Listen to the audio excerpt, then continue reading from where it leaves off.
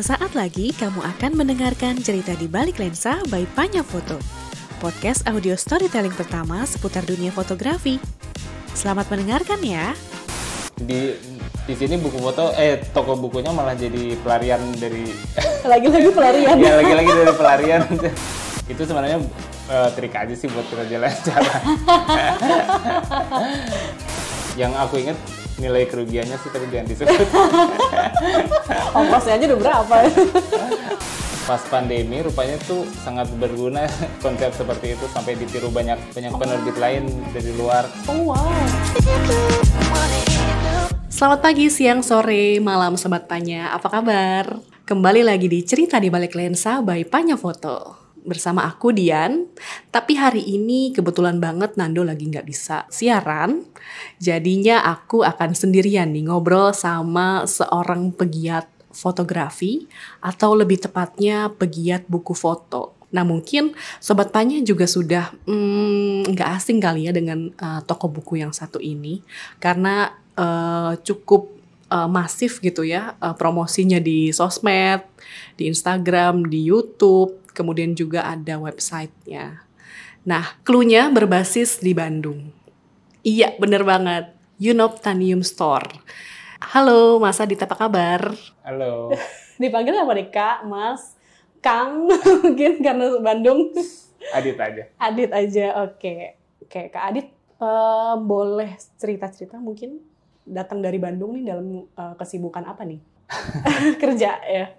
Atau ada urusan lain yang berkaitan dengan fotografi mungkin? Mau ada pameran atau apa? Enggak sih, ketemu teman lama aja di Panya. Mampir-mampir ke perpus Panya ya sekalian ya? Yeah. Oke, Mas Adit ini sehari-hari ini kalau Sobat Panya belum tahu gitu ya, sehari-hari bekerja di mana sih dan apa nih kesibukannya?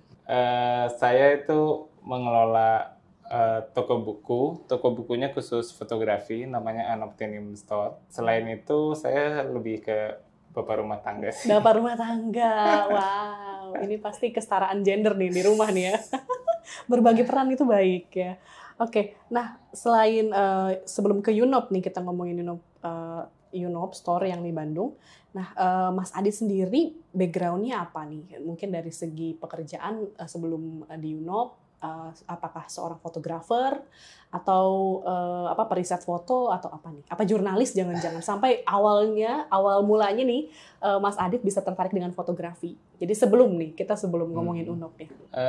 Sebelum Unop saya tuh sekolahnya sekolah hukum. Waduh. Di Parayangan, jadi nggak ada hubungannya sama fotografi. Nah, fotografi itu lebih ke pelarian saya sih dari kerjaan sebagai junior lawyer di kantor hukum yang tiap hari harus lihat komputer. Jadi saya waktu itu tertarik sama fotografi karena ya itu pelarian sih, benar-benar pelarian. Nah, waktu itu saya kenal fotografi itu saat peralihan dari fotografi analog ke fotografi digital. Jadi waktu itu kamera-kamera analog murah. Jadi saya belinya kamera analog. Abis itu kembali lagi kan, sebelumnya saya lihat monitor terus. Wah, ini ternyata fotografi, aku jadi punya alasan untuk jalan-jalan gitu, motret-motret. Terus punya alasan untuk berkarya lewat nyetak foto. Terus belajar mengenai buku foto juga dari sana. Oke, nah itu ketertarikannya Mas Adit itu ada hubungannya dengan mungkin ikutan komunitas atau UKM fotografi gitu, atau memang sendiri aja, memang suka ngulik-ngulik sendiri nih, tiba-tiba ke pasar nyari kamera analog atau apa? Jadi zaman dulu tuh ada forum online namanya Kaskus, mungkin yang muda-muda nggak tahu Kaskus. Apa dulu kalau dibilang mantap kan ya, cendol. Iya, cendolnya kan. Nah, itu tuh ada forum khusus fotografi analog. Nah, aku belajar dari sana sih, kenal banyak orang dari sana yang sampai sekarang masih berfotografi, walaupun nggak melulu sebagai fotografer, tapi mereka masih aktif di dunia fotografi dari Kaskus itu. Oke, jadi ikutan forum di Kaskus sambil ngulik-ngulik sendiri itu. Iya. Ketemuan nggak tuh Mas? Mabar gitu, kopi darat sama teman-teman Kaskus. Kadang-kadang kita ini sih, kadang-kadang kita ketemuan kopi darat, terus ada hunting bareng, Ci. Nah itu hunting bareng biasanya kalau sama teman-teman atau Mas sendiri gitu, objek apa sih yang paling seneng? Misalkan tempat-tempat bersejarah kah? Atau mungkin alam atau apa? Aku sih tertarik sama hal-hal yang bisa aku temui sehari-hari ya. Karena waktu itu kan masih kerja juga di kantor. Jadi aku lihat, wah nih, aku misalnya jalan dari rumah ke kantor atau pulangnya itu, aku kadang-kadang melihat sesuatu yang, ini kayaknya lucu juga nih kalau dijadikan foto gitu, ditangkap sebagai foto. Terus fotografi juga jadi alasan buat saya bisa jalan-jalan misalnya ke kota tua gitu. Soalnya nggak kebayang gitu kalau saya sendirian terus tanpa fotografi niat jalan-jalan ke tempat-tempat kayak Monas, ke kota tua gitu. Ya jadi fotografi jadi alasan saya untuk jalan-jalan. Oke, berarti dari hal-hal sederhana kehidupan sehari-hari, dari berangkat kerja sampai pulang kerja gitu ya, nemuin apa di jalan, di busway gitu mungkin, atau di kereta gitu ya Mas ya. Itu bisa kita kategorikan sebagai street photography gitu nggak sih Mas? Atau mungkin ada kategori sendiri sih kalau kayak gitu? Saya sih lebih senang menyebutnya sebagai street photography ya. Oke. Nah dari situ tuh apa nih yang misalkan pengalaman lucu atau nggak terlupakan yang tiba-tiba Mas bisa tangkap di jalan orang lagi ngapain gitu tiba-tiba misalkan ada orang yang jatuh mungkin atau mungkin ada pedagang atau apa yang lagi behind the scene-nya misal pengamen atau apa gitu mungkin hal-hal yang tidak terekspos sebelumnya tapi tiba-tiba difoto terus jadi kepikiran gitu oh ternyata kayak gitu ya gimana tuh Mas? Kadang-kadang ini sih aku kan belajar dari berbagai foto juga yang aku lihat gitu misalnya di website atau di buku. Kadang-kadang tuh kita lihat satu scene gitu. Ini ternyata bagus untuk difoto karena misalnya ada garis-garis geometri yang mendukung atau momennya kelihatannya ini keren nih untuk difoto. Aku sih nggak nyari foto-foto yang visualnya canggih sih, cuman lebih ke ini biarpun di foto biasa juga kayaknya bakal menarik gitu. Oke. Nah itu sampai tadi Mas Adit punya pengetahuan soal garis-garis dan lain-lain itu juga karena ngulik di komunitas tadi ya dengan teman-teman Kaskus tadi ya atau memang referensi baca aja? Itu lebih dari referensi baca sih. Oke. Dari hukum ya, dari belajar hukum kemudian belajar fotografi, ada nggak sih Mas antara dua bidang itu yang sebenarnya bisa dikawinkan atau bisa dikolaborasikan nih, gitu? Atau mungkin kalau aku nih Mas ya, aku kan basicnya jurnalis gitu, tapi senangnya teater. Nah, sometimes tuh aku ngelihat kegiatanku sehari-hari sebagai peliputan itu sebagai sebuah aksi performatif juga gitu. Atau ngelihat persidangan itu sebenarnya kayak mini pertunjukan buat aku performativitas banget gitu. Nah kalau Mas Adi sendiri ada nggak tuh yang bisa dikait-kaitin lah kedua ilmu ini? Kayaknya enggak sih. Karena kembali lagi si fotografi kan awalnya sebagai pelarian gitu. Jadi aku kalau lagi motret nggak mikirin dokumen misalnya. Tapi ini ya sebenarnya kalau dicari-cari ya bisa aja sih aku memperdalam tentang hak kekayaan intelektual itu dari fotografi. Tapi aku nggak mau mikir malah nggak pelarian ya jadi. Itu masih di Bandung tuh ya Mas ya? Tahun berapa tuh kalau boleh diceritakan? Itu mungkin 2007, 2008. 2009 itu 3 tahun itu. Terus saya tuh akhirnya saya keluar kan dari kantor itu. Berapa lama tuh Mas? Masa kerja berapa lama? 1,5 tahun sih waktu itu. Oke, cukup singkat ya? Iya cukup singkat. Terus akhirnya saya keluar. Saya kerjanya kan di Jakarta kan waktu itu. Saya pulang ke Bandung tuh saya bukan bikin sih.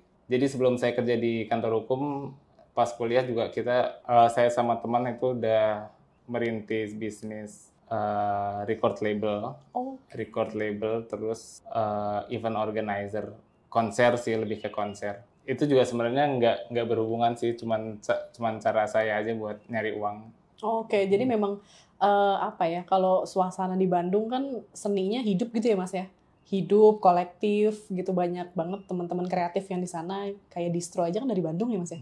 Jadi apa namanya, jiwa-jiwa kolektif itu, ide-ide kreatif itu yang sebenarnya dari kuliah tuh sudah ada sebenarnya ya, sebelum UNOP itu ada justru. Iya. Oke. Nah setelah keluar tuh dari kantor hukum itu 1,5 tahun, apa tuh yang Mas Adit lakukan? Yang aku lakukan itu waktu itu aku lebih banyak bikin konser. Oke. Bikin konser terus bikin ngerilis album orang lain sih. Indie ya Mas atau? Iya indie. Fokusnya waktu itu ke punk rock sama ke metal. Wow. Nah terus fotografi masih jalan tapi lagi-lagi terpisah. Oke. Nah disitulah aku kenal sama Ferry, rekan saya di Unobtainium. Jadi kita berdua. Nah kita mulai bisnis kecil-kecilan yang berhubungan dengan fotografi seperti jual beli roll film gitu-gitu. Ya dari sana sih persahabatan aku sama Ferry lebih ke sama-sama suka fotografi, sama-sama suka buku foto, sama-sama suka dagang juga, suka dagang dua-duanya. Ya itulah, aku nggak gabungin sih antara si fotografi sama konser. Cuman pas orang tahu saya motret dan saya suka musik-musik keras itu, ada teman yang kerja di media online, udah nggak ada sih media online sekarang, namanya Uncluster, itu khusus media musik.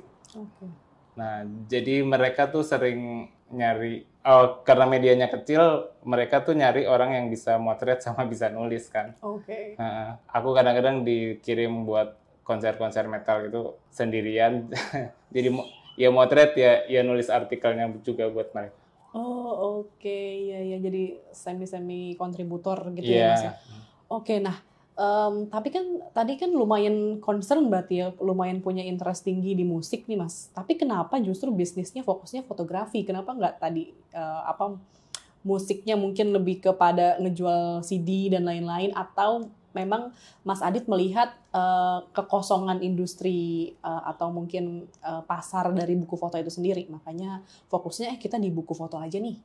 Suasananya apa sih? Apa yang mendorong Mas Adit untuk sama teman Mas Adit ini fokus di foto buku aja? Kondisinya seperti apa saat itu dunia penerbitan buku foto di Indonesia?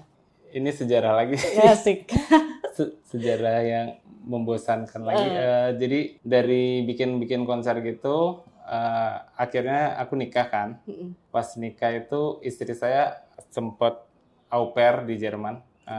Dia belajarnya pendidikan bahasa Jerman. Nah sempat au pair 2 tahun, terus dia pengen ke Jerman lagi gitu. Nah dengan bisnis aku waktu itu kayaknya nggak mungkin juga untuk jalan-jalan ke Jerman. Akhirnya istriku tuh memutuskan untuk aku nyari kerja yang bisa ke Jerman itu adalah jadi guru bahasa Jerman buat yang cocok sama pendidikan dan interestnya dia kan. Akhirnya dia ngelamar dapat di Serpong, tempat saya tinggal sekarang. Jadi otomatis aku harus pindah kan, karena waktu itu anakku masih 8 bulan.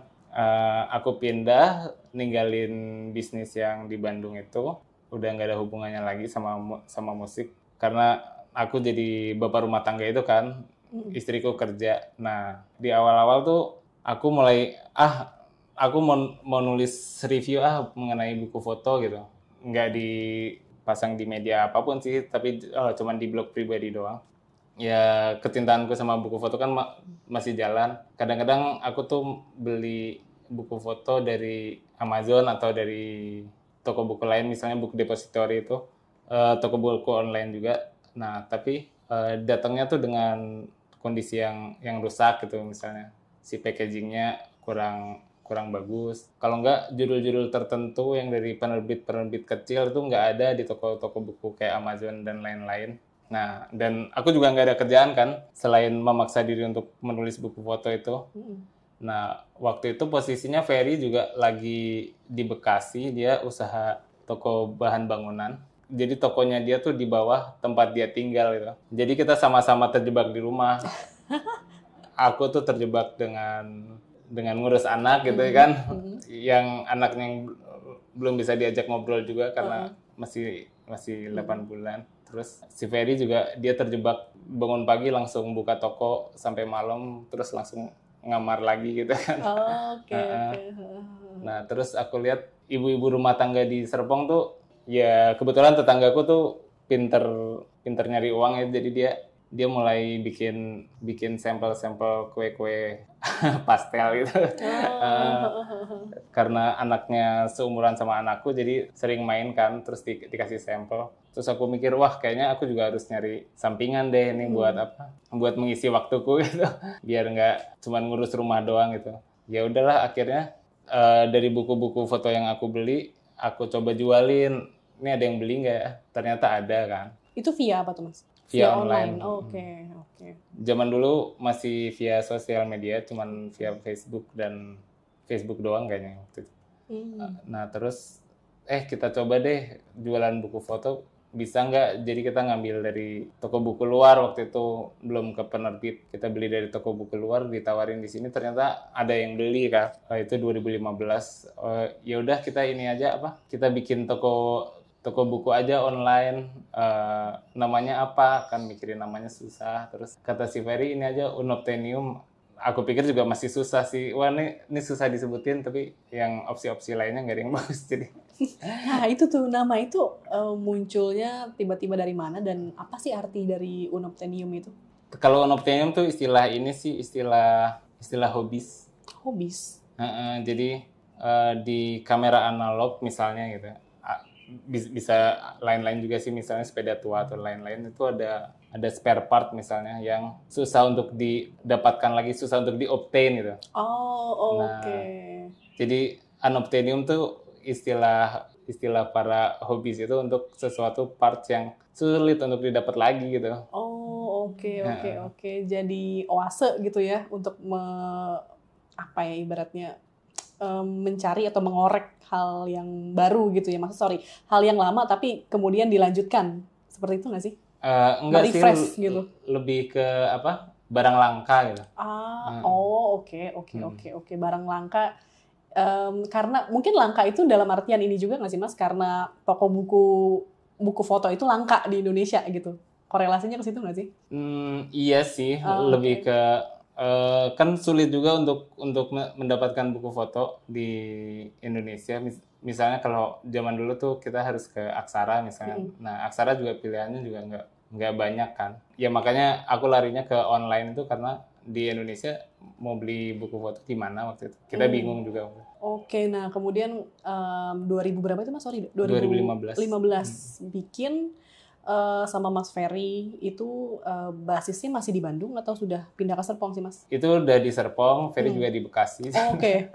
Udah keluar dari skena Bandung lah ya, intinya musik udah ditinggalin, pang-pangnya udah ditinggalin. Iya, aku tinggalin. Oh iya, ada ini juga sih, ada bagian yang aku lupain. Di Bandung itu secara paralel aku aktif di komunitas fotografi, namanya Bungkus. Bungkus, oke.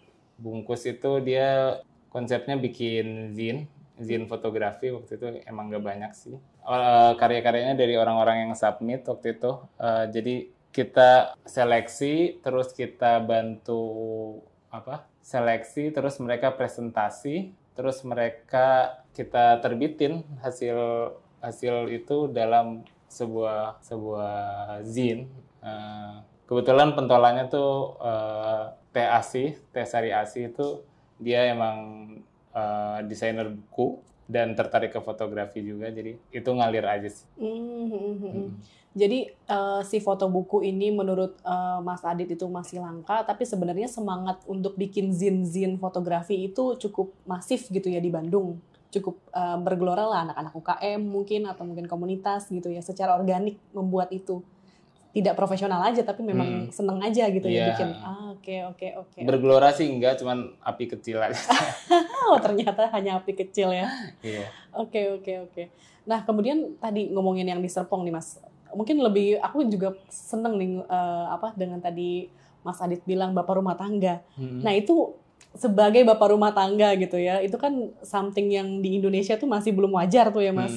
Karena stereotipnya laki-laki itu bekerja dan lain-lain. Nah, itu gimana tuh Mas Adit bisa bangga gitu, proud menjadi seorang bapak rumah tangga yang tetap bisa produktif, kemudian juga bisa berbagi peran dengan istri gitu, sambil tetap mengurus buku fotonya Mas Adit, toko buku fotonya Mas Adit?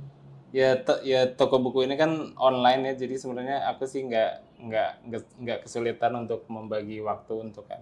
Utamanya emang ngurus keluarga sih, jadi baru pas di sini buku foto toko bukunya malah jadi pelarian dari Lagi-lagi pelarian. ya lagi-lagi dari pelarian.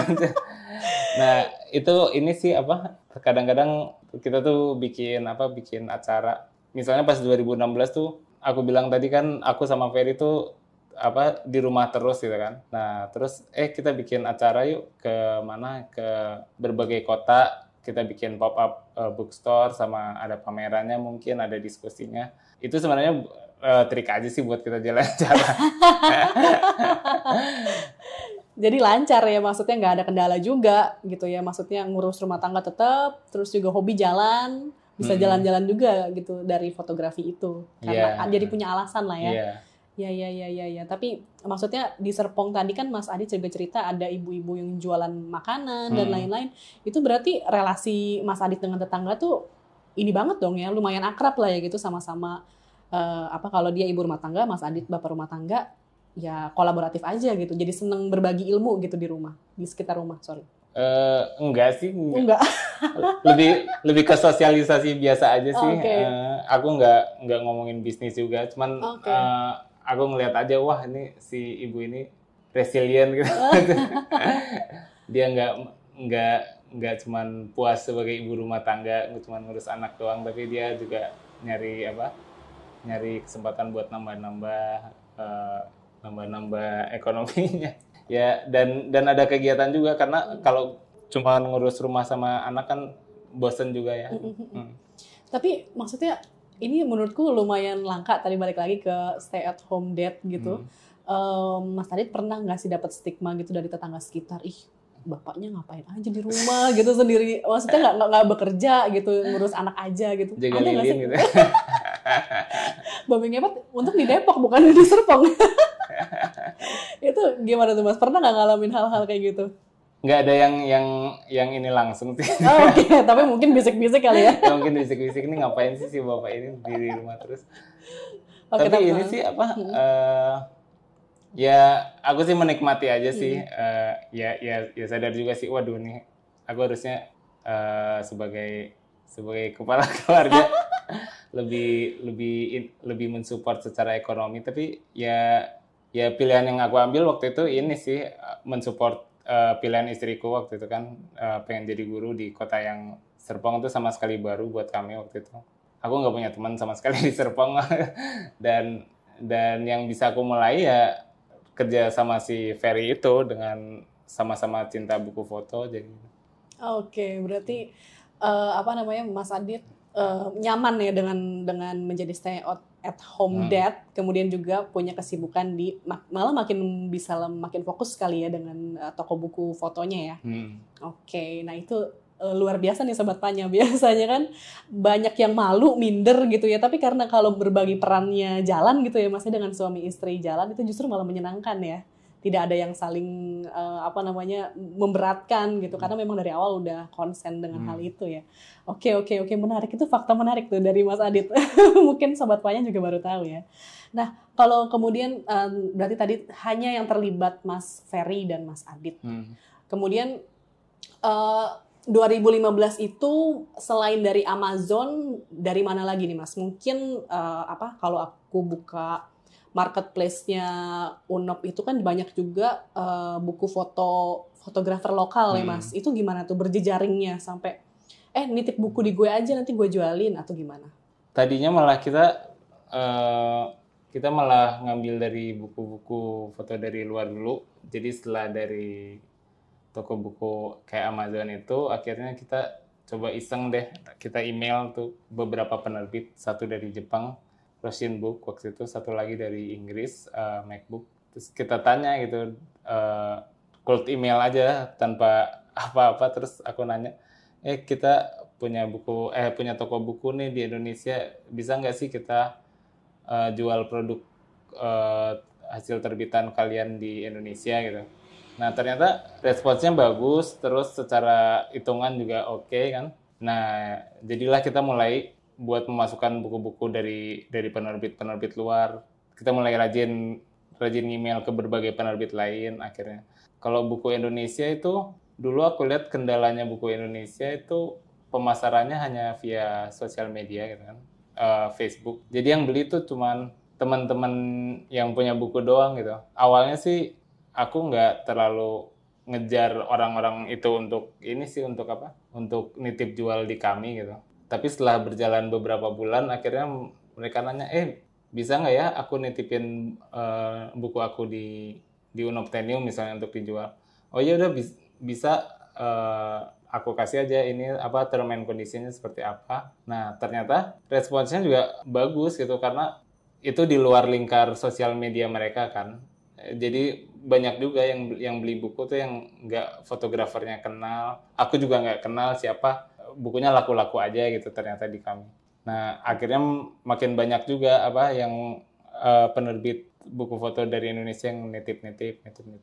Nah, aku penasaran nih, Mas Adit. Tadi berarti setelah berhasil mengontak penerbit-penerbit dari luar negeri, kemudian mereka apa nih? Maksudnya kan memang responnya positif. Kemudian memberikan bukunya berapa eksemplar langsung, atau mungkin by request aja gitu. Misalkan ada orderan sekian buku, judulnya ini baru dikasih atau gimana, Mas? Kita order secara spesifik, misalnya wah ini buku A misalnya mungkin laku di Indonesia tapi buku B mungkin kurang. Nah waktu kita ngemail juga kita nanya minimal harus beli berapa nih. Kebetulan dua-duanya bilang nggak ada minimal, mau satu juga bisa, nanti dapat potongan segini boleh juga ini buat kita tes kan gitu. Jadi kita bisa masukin berbagai judul, banyak judulnya tapi jumlahnya misalnya cuma satu gitu. Itu sih yang bikin kita bisa memperbanyak. Tokonya kelihatannya banyak itu produknya padahal cuma satu-satu. Oh, oke, ya. Kemudian kalau ada yang mau lebih ya nunggu dulu gitu ya sambil proses. Nah, ngomongin soal ini nih Mas, distribusinya kan pasti perlu ongkir tuh. Kalau dari Inggris, dari Jepang itu gimana tuh menyiasati agar mungkin harganya juga tidak terlalu mahal untuk pembeli, tapi juga nggak rugi nih Mas sebagai pemilik toko bukunya. Kalau harga tuh kita emang agak idealis sih. Misalnya di websitenya mereka tuh harganya 40 pound sterling gitu. Harga jual di kita tuh yang di toko buku Unobtainium tuh 40 pound sterling kali kurs Indonesia berapa gitu. Jadi kan sebenarnya keuntungannya tuh sebenarnya nggak banyak amat gitu. Jadi waktu awal-awal tuh kita ngakalinya make just tip sih. Oh. Pakai just tip. Jadi dulu ada situs, nggak tahu sekarang masih ada nggak, namanya Bistip, bisa nitip. Nah, aku lihat wah siapa nih yang mau pulang dari UK, kalau nggak pulang dari mana? Dari Jepang terus atau dari negara-negara lain lah. Terus mau nggak dititipin, biayanya berapa? Itu kita pertimbangkan waktu itu. Cuman sejak pandemi kan traveling jadi lebih susah kan. Itu akhirnya kita nanya juga sebenarnya berapa sih biaya kirimnya kalau pakai FedEx, DHL. Ya ternyata kalau dari Inggris tuh entah kenapa tuh biaya kirimnya ke Indonesia nggak terlalu mahal, nggak semahal dari negara-negara lain. Dari Jepang juga ada pilihan kirim pakai kapal laut gitu yang biaya kirimnya murah. Jadinya sejak pandemi kita lebih banyak kirim langsung sih daripada pakai jasa titip. Oke, berarti lebih mahal ya Mas ya? Apanya? Efeknya jadi lebih mahal ya dibanding tadi just tip gitu kan pasti harganya nggak semahal yang kalau Mas benar-benar order dari Inggris gitu. Ada sedikit perbedaan harga pasti. Iya, harganya lebih mahal, cuman aku jadi nggak tergantung sama jadwal perjalanan mereka. Iya. Oke, nah itu berarti aman ya, maksudnya kepada berusaha fair juga kepada pembeli ya, maksudnya nggak semahal misalkan kayak mereka langsung beli di Amazon gitu ya. Dibanding di Amazon mending beli sama Unob aja gitu, harganya harga pengirimannya nggak segitu mahalnya gitu ya. Sebenarnya dari Amazon emang mahal sih karena ada biaya kirim. Kalau dari Book Depository itu waktu itu nggak ada biaya kirim, jadi free ongkir dari mereka. itu udah termasuk sama harga bukunya. Buat itu sebenarnya kita nggak mungkin bersaing sama mereka sih. Iya. Jadinya kita selektif, kita cari buku foto yang justru nggak ada di sana. Oh, oke. Buku foto yang nggak ada di sana, tapi masih dicari orang gitu, di sini. Oke. Nah, untuk apa ya, hunting nih Mas, selain memang hunting online gitu terus berjejaring dengan teman-teman fotografer lokal, ada lagi nggak sih cara yang Mas Adit dan Mas Ferry lakukan untuk memperkaya koleksi foto buku nih? Jalan-jalan kemana, menemukan buku-buku langka atau apa gitu? Sebenarnya pas awal-awal kita lebih banyak dari online sih, kita banyak ikutin dari penerbit-penerbit, dari acara-acara book award gitu-gitu. Wah, siapa nih yang menang? Yang menang kita coba masukin.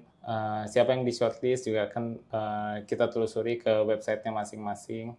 Terus 2018 kita tuh nerbitin bukunya Tandia waktu itu, judulnya Coming Home. Itu satu-satunya buku yang kita terbitin sampai saat ini. Nah, terus kita pikir kayaknya kita perlu nyoba deh buat jual di luar gitu. Jadi strategi kita waktu itu, kita kan nggak terlalu terkenal juga di scene fotografi. Terus kita Tandia juga bukan orang yang populer gitu, yang misalnya kayak Yopi Peter tuh kan ganteng, jadi dia banyak. Mas Yopi dibilang ganteng ya. Nah, banyak fansnya yang mungkin. jadi Tandia tuh nggak ada fans.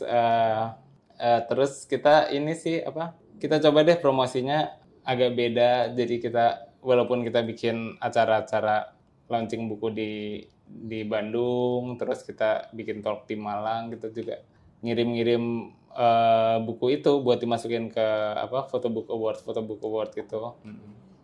Nah, kita masukin ke mana aja ya? Kita masukin ke Foto Espanya waktu itu, terus ke Arles, ada book awardnya juga di Arles. Jadi itu festival fotografi yang musim panas di Prancis. Terus kita masukin ke Paris Foto juga. Rupanya ini mah keberuntungan pemula waktu itu. Jadi di Arles tuh bukunya Tandia tuh masuk shortlist. Wow. Itu kaget juga sih kita. Ternyata ini dan baru kerasa gitu efeknya pas udah masuk shortlist, orang-orang pada beli dari luar sama dalam negeri kan. 2018 tuh teman kita penerbit yang dari Jepang tuh dia bikin photobook fair di Jepang gitu kan. Dia ngepromoin, terus aku iseng-iseng nanya, sebenarnya kita bisa nggak sih ikut photobook fair yang di Jepang itu? Oh bisa, biayanya segini-segini. Wah, lucu juga gitu, sekalian jalan-jalan lagi kan. Sekalian jalan-jalan ke Jepang, terus sekalian diongkosin gitu Mas kalau gitu? Diongkosin siapa? Diongkosin mereka nggak atau modal sendiri? Modal sendiri. Oke. Modal sendiri. Aku sama Ferry belum pernah ke Jepang kan waktu itu. Oh ya udah, kita bawa buku foto Indonesia aja. Wah, jadi kita kumpulin banyak buku foto dari berbagai penerbit, dari Panya ada, dari Gue Ari banyak juga, dari Gue Ari Gallery. Nah, kita bawa terus bukunya Mas Boy, buku Boy itu.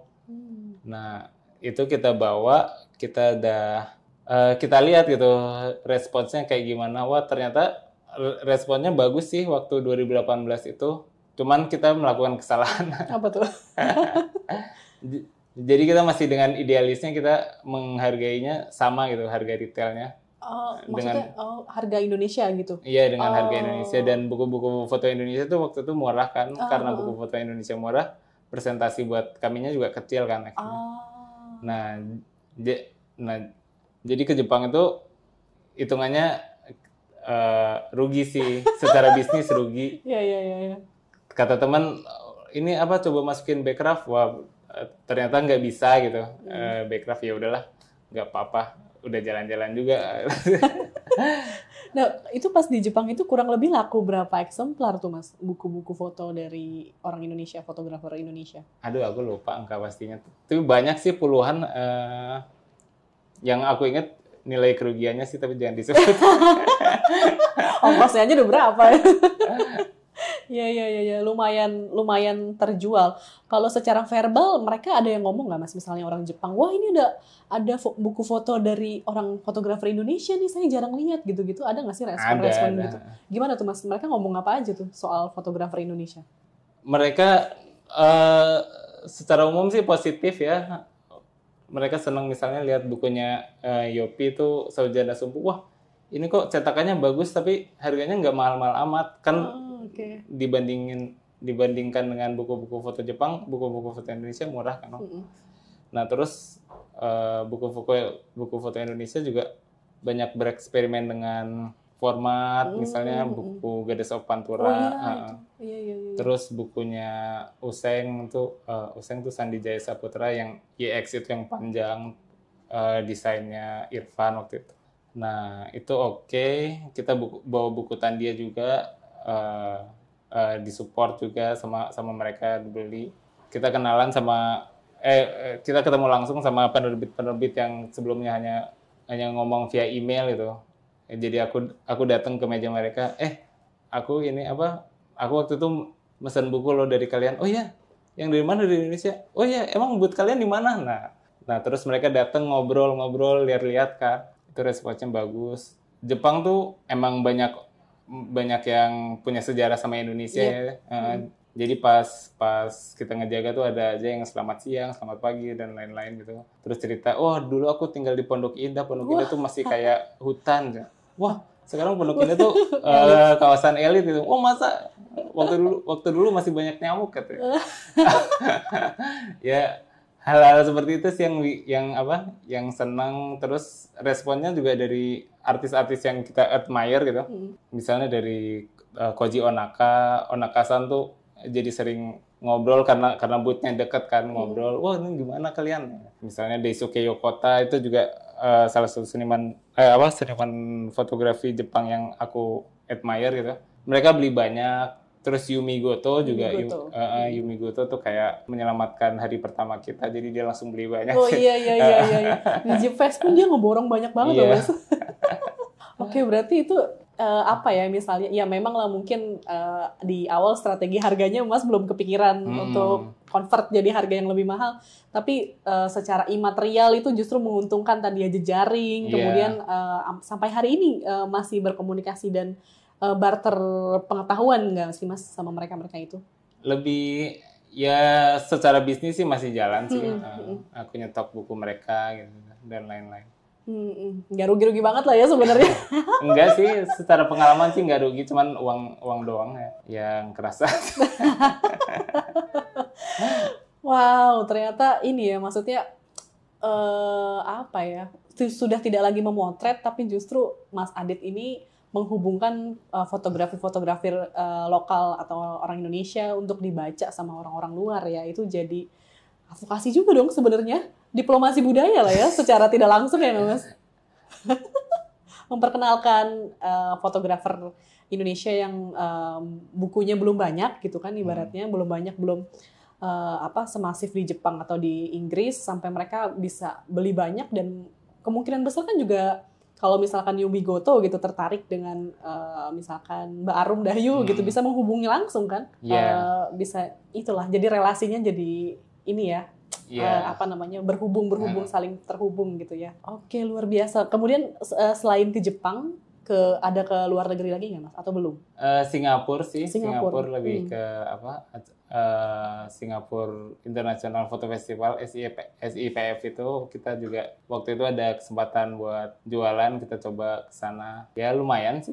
Secara secara dagang mah oke. Cuman Singapura kan nggak sekaya Jepang sih scene fotografinya, jadi lebih ke jualan.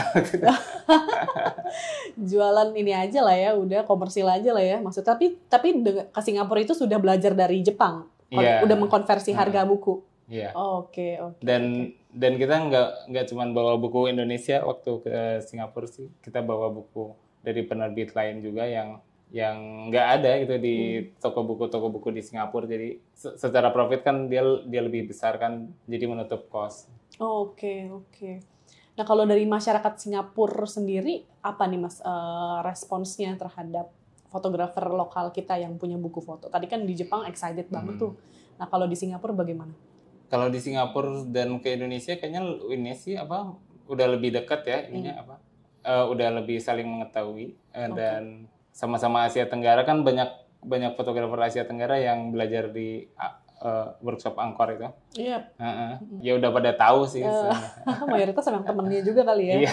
Sama temennya. Oke. Nah dari Jepang, Singapura kemana lagi nih Mas? Belum. Cuman 2 itu. Belum ya, belum lagi ya. Oke, wow. Ternyata ini juga ya, maksudnya jualan buku tuh nggak cuma jualan, tapi benar-benar ngulik ya Mas ya. Ngulik dan berjejaring dengan banyak publisher, fotografer, seniman gitu ya di berbagai negara agar memperkaya ini ya judul-judul buku foto di Indonesia sendiri. Gitu juga sebaliknya gitu, untuk mereka juga memperkaya, oh ada juga ya fotografer Indonesia yang punya buku foto dan bentuknya tadi unik-unik gitu ya, mengangkat hal-hal yang nggak mereka tahu dan nggak ada di Google juga gitu ya. Oke, menarik banget. Enggak, tapi perlu diingat sebenarnya kita mah lebih ke fokus ke komersil dagangnya itu sih. Yep. Karena upaya-upaya buat mempromosikan buku foto di Indonesia sama buku foto Indonesia ke luar negeri juga bukan kita doang yang ini. Jadi kita mah cuman part kecil doang sih. Tapi kan di Indonesia jarang. Emang selain UNEP tuh ada apa lagi sih Mas? Toko buku foto yang kurang lebih seumuran lah sama UNEP atau lebih tua jangan-jangan. Waktu awal 2015 sih aku ingat ada dua toko buku foto lain yang sama-sama online juga. Satu di Kalimantan, satu lagi di Jabodetabek, tapi aku lupa di mana. Tapi mereka udah nggak ada. Tapi kan malah tumbuh kayak Gue Ari kan, mereka jual buku foto juga. Terus di Bandung ada Rose. Terus sebelum ada Unobtainium malah waktu aku masih lawyering tuh aku belajar buku foto kan dari pameran-pameran yang diadain di Gute yang ada campur tangannya dari Mbak Swan, Panya Foto gitu-gitu juga sebenarnya aku belajar dari sana. Panya Foto, terus waktu di Bandung tuh pas pembukaan ada orang-orang dari GFJA juga, ada Bang Oscar gitu-gitu, jadi ini. Belajar dari banyak institusi, dari banyak orang, tapi yang masih survive sampai hari ini selain UNOP siapa sih Mas toko bukunya? Toko buku fotonya khusus fotografi gitu. Gue Ari masih maju. Terus ada penerbit juga sekarang yang khusus di fotografi, penerbit Indonesia misalnya Kamboja Press, terus ada Sokong Publish, terus yang ada Jogja, ya? Pak Lans dengan After Hours Book, itu kan juga fotografinya banyak. Terus ya Gue Ari juga dia sampai Perancis kan. Oke, jadi nah itu sama mereka yang lokal-lokal itu UNOP itu masih berjejaring nggak Mas? Maksudnya kayak stok gue habis nih bisa ngambil dari mereka atau mereka dari UNOP sendiri? Pas awal-awal sih kayak Kamboja sering nitip kan, cuman kalau Gue Ari itu mereka nggak menghandle mereka nggak jadi payungnya, tapi lebih orang-orang yang menerbitkan buku foto di Gue Ari itu biasanya nawarin langsung ke kami. Kalau Kamboja udah ya. Kalau Sokong dia nggak bisa nitip karena produksinya biasanya dikit. Jadi yang kemarin dititip tuh yang produksinya banyak. Itu juga mereka baru pertama kali memproduksi dalam jumlah yang banyak gitu. Itu baru bisa dititip. Waktu itu ini sih aku bilang kalau kalian mau nitip, kalian harga detailnya nggak boleh terlalu mepet sama harga produksi. Karena untuk mendistribusikan kan pasti ada middleman-nya itu kan yang reseller. Yang pasti dapat persentase. Nah, berarti dari awal-awal suka fotografi sampai hari ini itu oke, Mas Adit udah nggak memotret lagi, tapi kan sebagai pengamat juga nih, berarti naik cukup signifikan nggak sih Mas tradisi untuk memiliki foto buku, dalam artian fotografer punya ambisi gitu untuk memiliki karyanya sendiri dalam bentuk buku foto. Jadi cukup masif nggak sih sekarang trennya? Kalau sekarang sih setelah pandemi ini sempat ada penurunan ya. Oh, justru turun. Pas pandemi tuh kayaknya kita jarang banget lihat terbitan baru, walaupun ada sih. Sekarang udah mulai ada lagi yang mulai ngontak-ngontak kami mau nitip jual ada. Tapi sebelum pandemi emang banyak banget sih yang ini pengen nitip kita, dan kita juga nggak terlalu picky sih kalau karya-karya Indonesia. Yang penting secara buku nggak chaos banget lah. Jadi kalau masih oke, kita bantu ini aja, bantu jual. Oke, jadi nggak ada kurasi ketat ya. Yang penting bukunya ya layak lah ya gitu untuk didistribusikan, dijual sama orang-orang. Oke. Nah, kemudian ngelihat di YouTube kan ini ya, YouTube, Instagram, tapi websitenya kayaknya nggak aktif ya Mas ya? Oh iya, website ya kita mati suri. Jadi mungkin udah pindah, suntik mati. Udah pindah ke marketplace semua kali ya? Jadi alasan kita suntik mati tuh, kita tuh banyak buku yang ternyata susah dijual di Indonesia, tapi buat orang-orang luar tuh menarik gitu. Jadi ada buku yang kita beli dari penerbit Italia, terus dibeli lagi sama orang Inggris gitu. Tapi setelah pandemi itu biaya kirim dari Indonesia tuh mahal banget kan. Dan itu bikin si penjualan ke luar negeri tuh ya hampir dibilang mati lah. Sedangkan si website kan harus tetap dibayar kan per tahun. Benar, hostingnya bayar. Iya. Akhirnya udahlah, kita harus ini daripada sia-sia ini aja kita tutup aja terus si website. Tapi masih ada aja sih orang dari luar negeri yang nyari buku spesifik, misalnya kemarin tuh ada dari Rusia gitu. Rusia kan karena perang mungkin susah ya dia nyari buku dari negara barat gitu misalnya. Jadi pas ada temennya yang liburan ke Bali, aku mau beli buku dong tapi dikirimnya ke Bali. Oh ya udah. Oke. Just tip lagi tuh. Iya, just tip lagi. Iya. Jadi maksudnya sekalian aja ya, kalau teman-teman barat juga mau buka marketplace kan juga bisa ya maksudnya sebenarnya ya. Jadi nggak harus lewat website kan. Iya, tapi emang marketplace yang kita pakai Tokopedia dia nggak bisa melayani pembelian dari luar negeri. Oke, jadi endingnya harus tetap just tip teman. Endingnya harus via komunikasi langsung, entah via email atau DM gitu. Bisa aja sih kita kirim langsung ke luar negeri, nggak usah kirim ke temannya di Bali misalnya. Tapi mau nggak mereka nanggung ongkosnya? Iya, tapi mau nggak mereka nanggung ongkosnya, itu sih masalah. Iya. Oke. Nah, kalau lihat di websitenya, di Instagram, di YouTube, itu kan cukup aktif ya Mas ya. Dalam artian selalu membuka-buka bukunya gitu ya, ngelihat biar calon pembaca ini, pembeli ini juga bisa ngelihat kualitas mungkin kertasnya, warnanya dan lain-lain. Itu strategi promosinya gimana tuh Mas?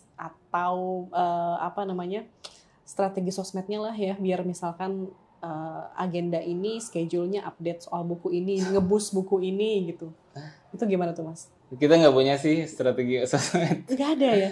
Organik aja nih berdua nih? Iya, jadi kalau ada buku baru kita fotoin, terus kita bikin video kan. Video tuh ide awalnya tuh dari apa ya? Ya kalau sebagai toko buku online kan orang-orang nggak bisa lihat langsung kan. Nah, jadi kita bikin video tapi nggak ada suaranya, cuman buku aja dibolak-balik. Pas pandemi rupanya tuh sangat berguna konsep seperti itu, sampai ditiru banyak penerbit lain dari luar. Oh wow, justru UNOP yang memulai ya? Iya. Enggak sih, bukan kita mulai. Kita emang kita ngikutin yang lain juga. Nah, cuman yang pas yang lain tutup, cuman kita yang bikin. Okay. Terus mereka juga bikin, karena di luar juga si acara-acara fair-fair gitu kan pada ditutup kan pas selama pandemi, nggak diadain gitu. Mereka mulai bikin, terus kita juga sempat berhenti karena kameranya Ferry rusak kan. Akhirnya baru kemarin setelah Jeepfest sama Artbook Fair, wah nih kita punya uang beli kamera lagi, kita bikin lagi. Investasi lagi, bikin lagi ya. Oke. Jadi memang semuanya serba pertemanan, mengalir, organik gitu ya. Nggak ada strategi khusus yang kayak penerbit besar gitu ya. Iya, nggak ada sih. Oke. Nah, tadi ngomongin soal pandemi nih, Mas Adit. Pandemi kan bikin orang juga mungkin awal-awal khawatir beli buku gitu ya, karena fisik. Nah, ini ada nggak sih di UNOP itu bikin atau menerbitkan e-book foto? Kalau aku sih bukan fans e-book ya sebenarnya. Oke. Karena setelah bertahun-tahun megang buku foto secara fisik, kita kan bisa lihat kayak yang kayak kualitas cetakan gitu-gitu, formatnya gimana. Dan itu tuh udah buat aku nilai tambah banget gitu. Kalau di apa dalam ebook tuh nggak kerasa gitu, kita cuma ngeklik mouse itu mah sama buat aku sama aja kayak lihat foto di website kayak apa Iya, bedanya kan. bener. Jadinya aku nggak ada minat sama sekali sih ke ebook. Tapi buat buku-buku edukasi fotografi mungkin masih pakai sih format ebook, cuman aku nggak tertarik aja. Nggak tertarik ya, karena memang nggak bisa dipegang, nggak bisa dibaui, dilihat kualitas cetaknya dan lain-lain ya. Tapi memang kalau di Indonesia atau di luar negeri ada nggak sih Mas buku ebook foto fotografi. gitu? Ebook fotografi ada nggak ya? Atau memang nggak lazim ya sebenarnya? Nggak lazim sih, cuman ada aja yang nyoba bikin dan buat aku sih nggak semuanya sukses. Dengan terbukti dengan biasanya yang ngeluarin nggak ngeluarin lagi kan. Iya benar juga. Berarti nggak sukses. Nggak ada cetakan kedua ya. Tapi ini sih fenomena yang menarik tuh aku lihat banyak orang ngeluarin zine dalam bentuk NFT kan. Oh iya betul. NFT tuh dia bisa ngejual tapi formatnya digital. Itu menarik sih. Aku juga kadang-kadang aku suka ngumpulin karya-karya NFT, karya-karya seni dalam format NFT. Tapi walaupun aku nggak beli zin-zin itu, aku lihat banyak yang itu. Yang kalau aku sendiri sukanya yang apa sih? Yang memanfaatkan format digitalnya, misalnya stop motion gitu-gitu kan. Itu kan nggak mungkin dalam bentuk print. Oke. Jadi sebagai penggemar aja tapi nggak mau ya kalau ngelakuin itu di toko buku sendiri ya? Iya. Belum aja sih. Belum ya? Tapi mungkin. Mungkin ke depannya ya? Dalam bentuk lihat. NFT. Tadi we'll see. We'll see. Ada satu tadi yang diterbitin satu-satunya dari UNOP ya? Apa tadi? Coming Home ya? Coming Home itu akan membuka kesempatan lagi? Atau memang waktu itu karena bantu temen aja menerbitkan atau gimana nih Mas? Kalau Coming Home bantu temen sih enggak sih, kita motivasinya emang aku sama Tandia, sama Ferry, sama beberapa orang lain yang di Bandung itu, yang kenalan di Kaskus itu. Mereka, kita bikin darkroom bareng waktu itu di rumahku. Dari sana kita lihat kan, wah si Tandia nih fotonya mulai keren-keren gini. Jadi Tandia tuh dia waktu itu ikut workshop dan hasilnya jadi bagus-bagus. Nah jadi kan kita udah tahu kan ini si ininya bagus, tapi waktu 2016 jalan-jalan road trip itu juga kita ajak si Tandia, kamu yang pameran aja sekalian mempresentasiin karya-karyanya kan. Nah itu jalan terus ya udahlah kita berkomitmen untuk menerbitin si Coming Home itu akhirnya. Oke, memang potensial, bagus iya, gitu potensial. Ya. Dan temen juga gitu kan. Ya, temen bikin lebih gampang aja sih kerjasamanya. Benar. Oke, nextnya ada nggak nih rencana nih UNOP untuk menerbitkan buku lagi selain menjual? Belum ada. Kalau jadi penerbit kan kita harus suka kan sama bukunya dan sama karyanya. Belum nemu aja kayaknya. Belum nemu aja ya.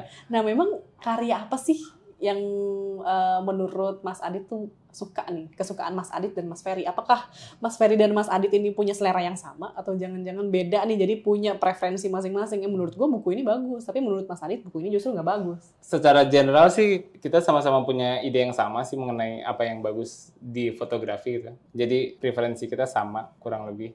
Nah kalau buku-buku yang kita masukin itu juga aku fokus ke yang nyari kan. Nah biasanya aku kabarin Ferry, nih aku kirim linknya, kamu suka nggak? Kalau suka mungkin kita stokkan gitu kan. Untuk ini untuk jenis fotonya buat buku-buku yang kita stok dari luar itu bisa macam-macam sih.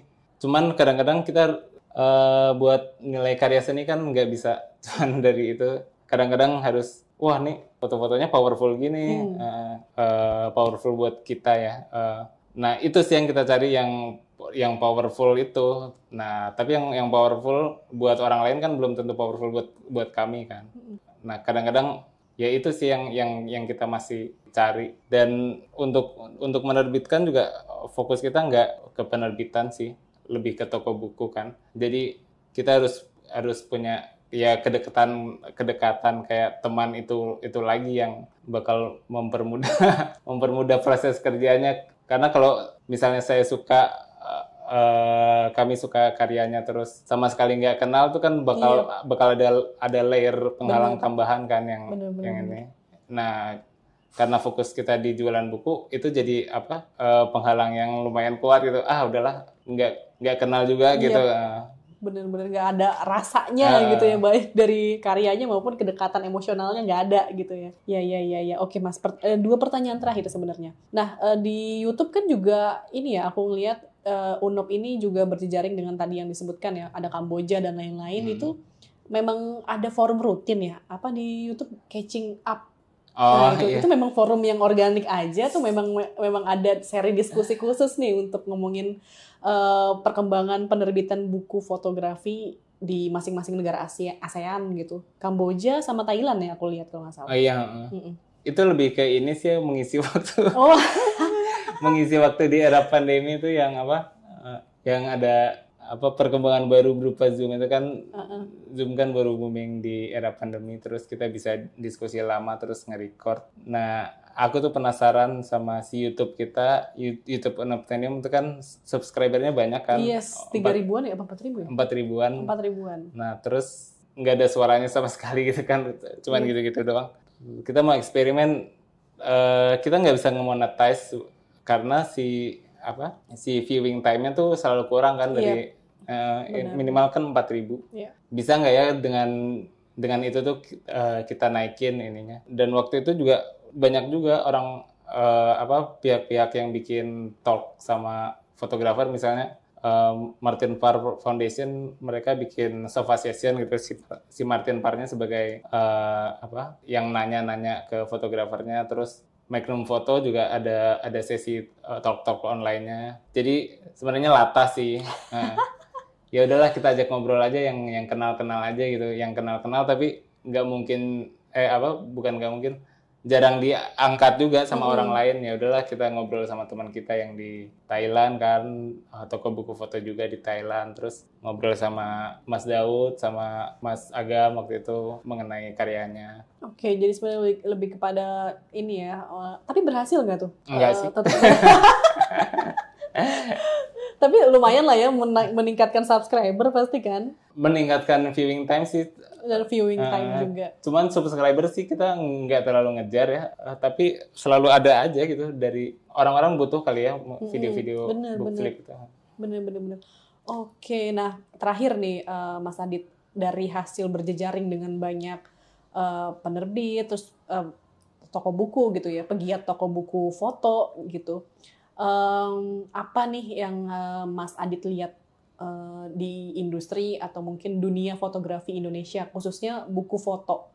Apakah sekarang sudah menjadi sebuah kewajaran bagi fotografer untuk memiliki buku foto, atau sebenarnya masih dalam proses nih fotografer itu menyadari pentingnya memiliki buku foto, dan harapannya ke depan bagi UNOP gitu ya, dan juga mungkin gitu pelan-pelan bisa menjadikan buku foto ini juga sebagai objek ekonomi kreatif loh gitu, seperti yang dilakukan Gypfest kan sebenarnya, memajang untuk pertama kalinya tahun ini buku-buku foto itu sebagai objek yang bisa dibeli, dan juga kan ada uangnya gitu ya, ada uangnya untuk profit teman-teman yang bergiat di sana.